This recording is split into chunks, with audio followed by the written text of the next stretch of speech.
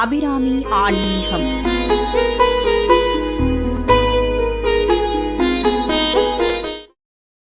வீடு சுத்தம் செய்ய உகந்த நாள் எது என்று இந்த பதிவில் பார்க்கலாம்.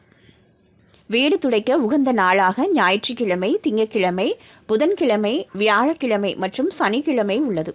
அதாவது செவ்வாய்க்கிழமை மற்றும் வெள்ளிக்கிழமையை தவிர்த்து மற்ற நாட்களில் வீடு துடைக்கலாம் என்று ஆன்மீகத்தில் கூறப்படுகிறது. வெள்ளிக்கிழமை மற்றும் செவ்வாய்க்கிழமையை தவிர்த்து மற்ற நாட்களில் வீடு துடைக்கும் போது இந்த நேரத்தில் வீடு துடைக்க வேண்டும். அதாவது காலை நேரத்திலும் மாலையில் 5 மணிக்குள்ளாகவும் வீடு துடைக்க வேண்டும். ஏனென்றால் சூரியன் மறையும் நேரம் வீட்டில் விளக்கு ஏற்றும் நேரமாக இருக்கிறது. அந்த நேரத்தில் சென்று வீட்டை துடைத்தால் லக்ஷ்மி கடாட்சம் இருக்காது. வெள்ளிக்கிழமை மற்றும் செவ்வாய்க்கிழமையில் லக்ஷ்மி தேவியை வணங்க உரிய நாளாக இருக்கிறது.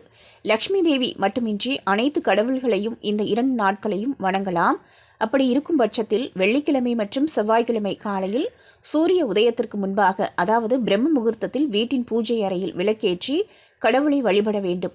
அன்றைய தினத்தில் பிரம்ம முகூர்த்தத்தில் கடவுளை வணங்குவதன் மூலம் எல்லா வகையிலும் நமக்கு நன்மை உண்டாகும். வீட்டில் செல்வ வளம் பெருகும், துன்பங்கள் நீங்கும், ஆரோக்கியமான வாழ்வு அமையும்.